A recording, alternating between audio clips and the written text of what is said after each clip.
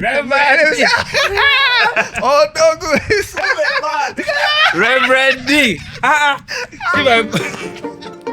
There's a saying that the wisest people in the room are always the ones still asking questions. And that's why I picked up my bags and traveled to Abuja, Nigeria, to sit with my good friend, Godwin Hillary. Godwin is a gospel music producer, keyboardist, and the creative mind behind some of Moses Bliss's most beloved records. Godwin has worked with the likes of Limoblaze, CalledOut Music, Daniel Ojo, and a host of others. This is one of those conversations that will challenge the way you think about gospel music production. So whether you're a keyboard player, a producer, or someone who loves great music, this one is for you.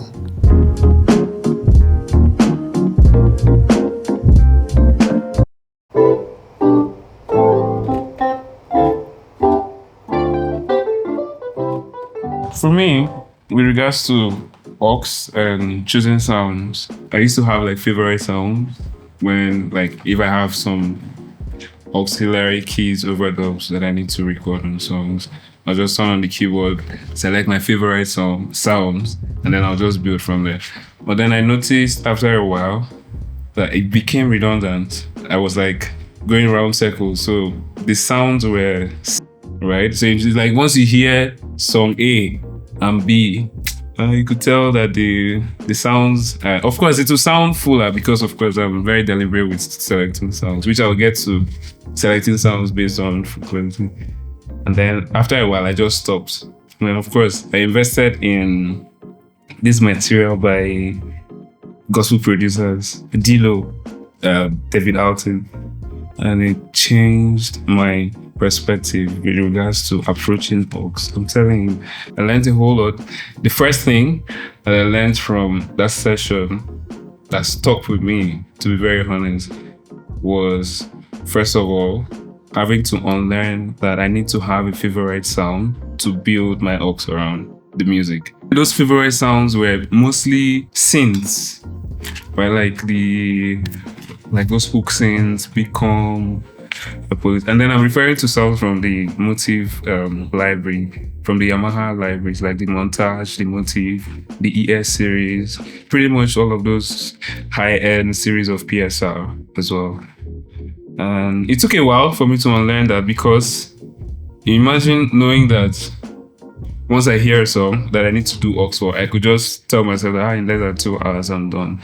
But then it took a while for me to morph from choosing favorite sounds to actually choosing the sounds that fit what the music requires.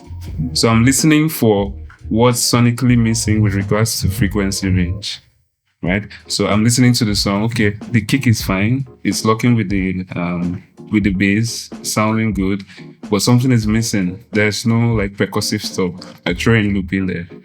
And then before you know, it's balancing out. So, and then I now choose the sound based on stacks. So I have the lows, I have the low mids, I have the mids, high mids, and then, so anything I'm doing with bright sounds, like bright instruments, let's say bells, I don't come below the threshold, which is middle C range, so I just go there. So it stays there. Anything that has to do with acoustic guitars, I just stay around the high mid frequency. I don't go below that. But before then, it's here.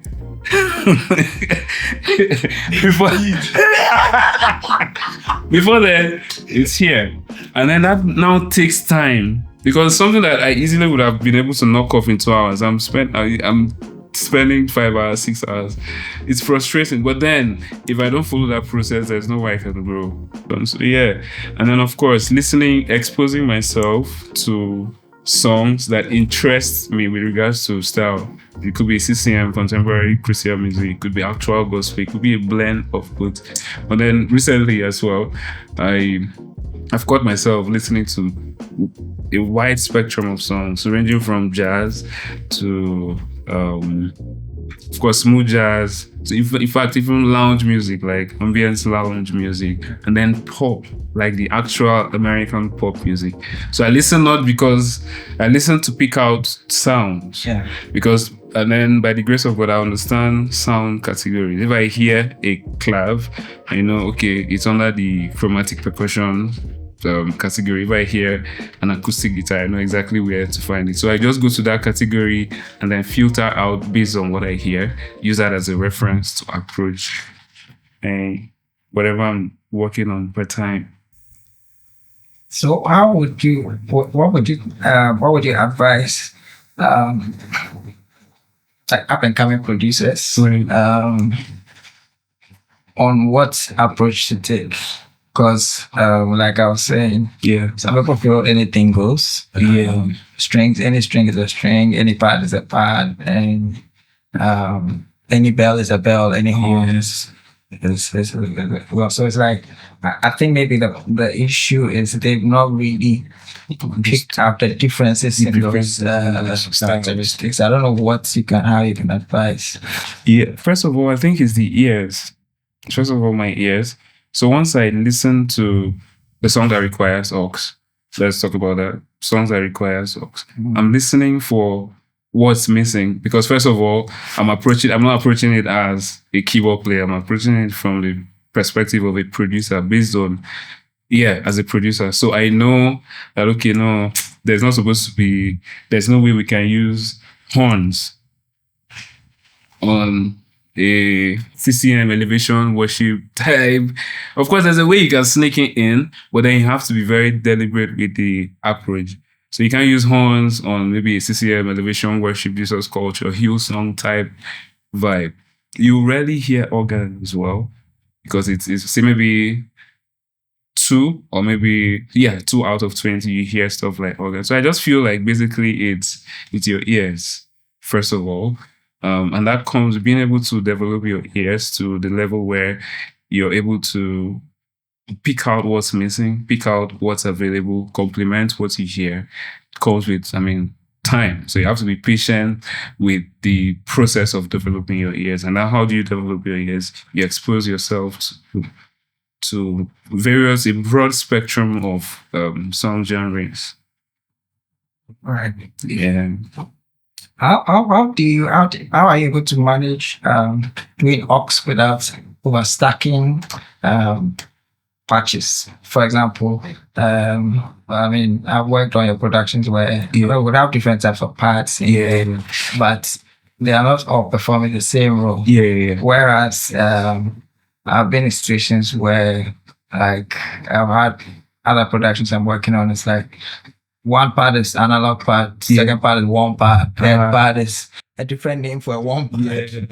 And they're all like, they're just 4 or 5 in there. Like, I have to school. Okay, I'll open a session. Okay. Maybe. So on this session, let's see.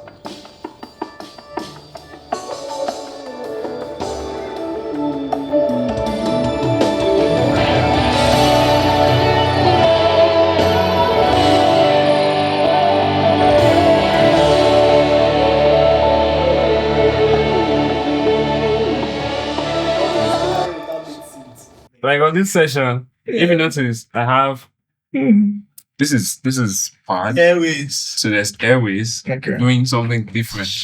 There's Hillsong parts from North. And there's this is my part. Airways is on like C4, C5. Hillsong parts. Yeah, that's one thing. Yeah. Hillsong parts is somewhere between middle C. Correct. Yeah. I'm doing octaves, so like suspended. Okay. Right? And then what Airways was doing, you just stay here. Right. And then my pad, I could now play chords on like basic, but then I'm not going beyond middle, maybe C2. Right. I'm not going beyond C2, I could just stay here. Right. So if you open them all together, this is what you get. With this, we have a texture already. Okay, so is this a combination of those 3 parts? I had to do bouncing. Oh, okay, this is a bounce. Okay, yeah, right. Even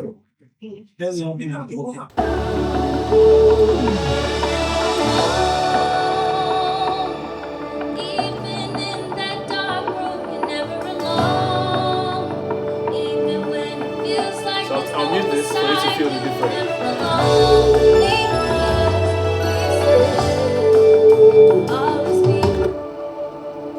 It's subtle. Right.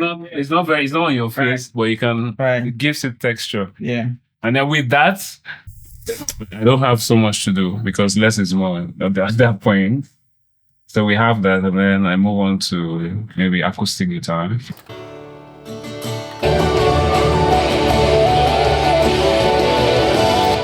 let me play the before.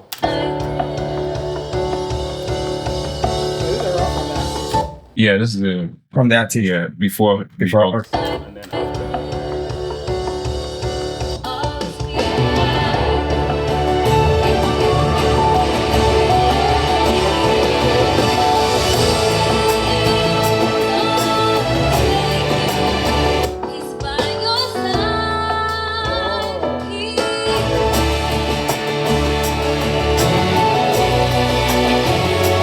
And even it's also down to my choice. If I'm adding loops to just to fill sonic space, I'm intentional with choosing the sounds. Let's say this, for example. Of course. All right. Then there's this.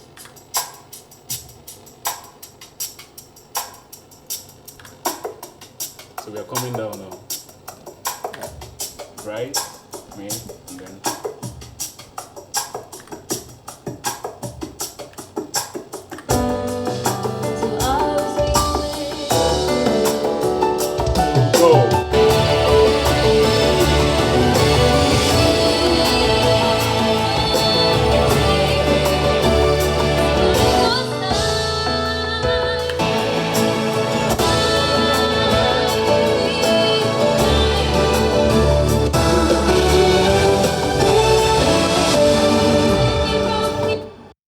So let's say the trick I use. So anytime I'm looking to accentuate punches that are in unison, yeah, let's say this is the punch.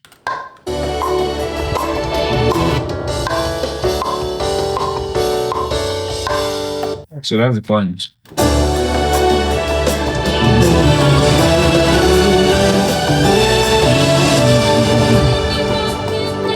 So this is what I did on the lead synth track. This is the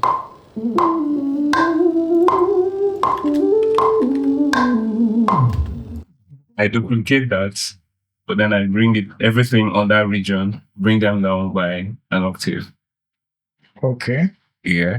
So it's cut through. So do you maintain the original one, or you bring the original one to down? No. See this? Okay, this is the process. This is what I'm trying to duplicate. Right. So in Logic, I do Command D. It creates the same channel duplicate. So I just drag this one down. Right. I open the event, highlight everything, and then take them up by an octave. Oh. By an octave. So you're hearing these two sounds.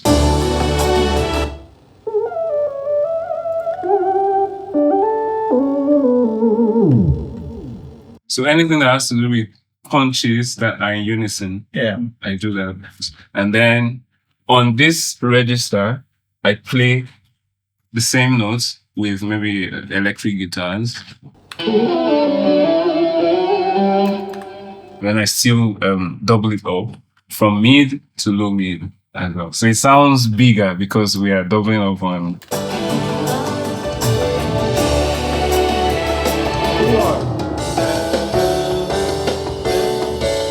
After.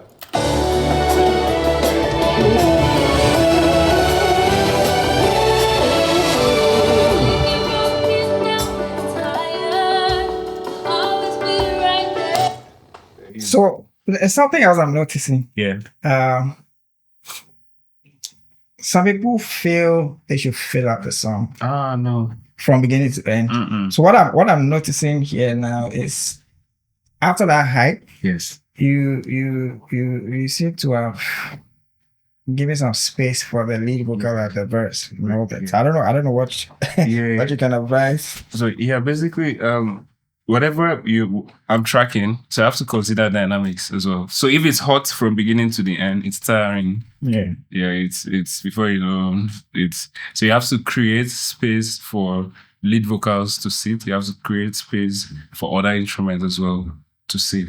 So I come in, I stay back. Pick your spots. You don't necessarily have to record maybe from beginning all the way to the end. Less sometimes, in fact, not even some, most times, less is more. Before I thought I have to stack it, make it choke everywhere, all the horns, orchestra hits. But then when it gets to the mixing stage, there's a limit to how spacious it sounds because the sonic spectrum is already filled from beginning to the end. So there's a limit to how we can play around with the reverb in post because it's already filled up. But if we have less elements on the channels, it's easier. Okay, my last but one question. There you go. Is especially with ballads, how do you come up with your loops and all that? I mean, Greenworks says he has his own pushing from Apple Logic and all that. Yeah. But I see you also have a unique So I invested in loop packs. Okay. Yeah, loop packs from Jan Hunter. Oh, Yeah, okay. Jan Hunter. I was more into like hip hop and little fast. Jan is a gospel guy. Oh. I feel like his strength is in versatility. So Jan can do hip hop. Okay. You can, I don't know about Afrobeat or Amapiano, but I'm sure you can do anything trap. In fact, UK drill type vibe, he can take care of it. R&B is his forte. And then of course gospel and then CCM. So I invested in his packs. So yeah, that, and then gospel producers, loop elements by John Mike. Right. Yeah, I use that, and of course, I also sample sounds from this keyboard, from the Montage. Okay. Yeah, and from the Motive as well. I blend that with Logic stock loops, like the Apple loops. Chop here, reverse here, EQ, just to blend it and make it fit the sonic texture of what we're working on. Right. Yeah. So your favorite patches. Favorite patches? Like from the top of your head. I mean, if there was nothing else to use, let's say for pads. For pads. Okay. I mean, in every category, pads, brass, and all that. Okay. For pads on the keyboard, come on. Okay. On the Montage, is it clear enough? So I'll create something now. Let's use analog. So we have analog, we have background, we have dark Atmo. If I want to stack, you know how you adjust the range? Yeah. Maybe for the first one stays here, the second one stays there. So let's see. So that's the analog. Yeah. Is that the analog? No, it's a blend of Of all I'm using five all of them. five of them. Oh, okay. I'm using all five.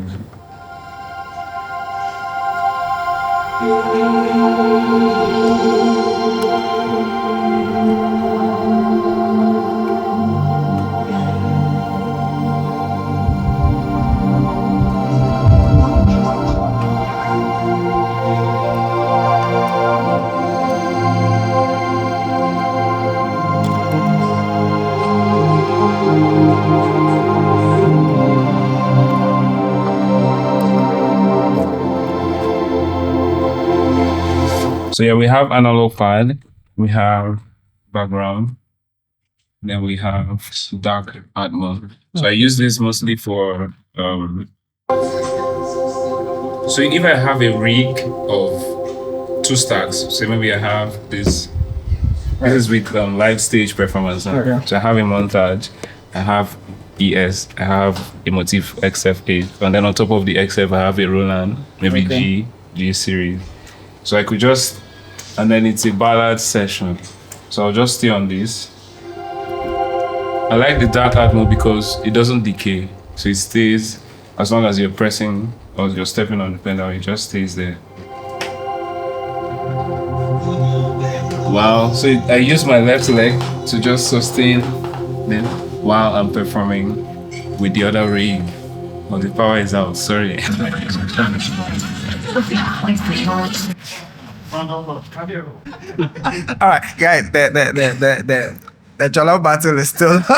So, Hills, you've eaten Ghana jollof, Yes, I have. and you've eaten Nigerian jollof. I have eaten Nigeria. Okay, so what are you saying? That's why I told you, you guys copied us. Ghana, they copied. It's not. There's no way. Why is Mr. Green laughing? You guys copied them. The same recipe, it's just a little spicy. Just like. How is it a little spicy? Yeah, just funny. But then you would know, see, some Nigerian elements are still there.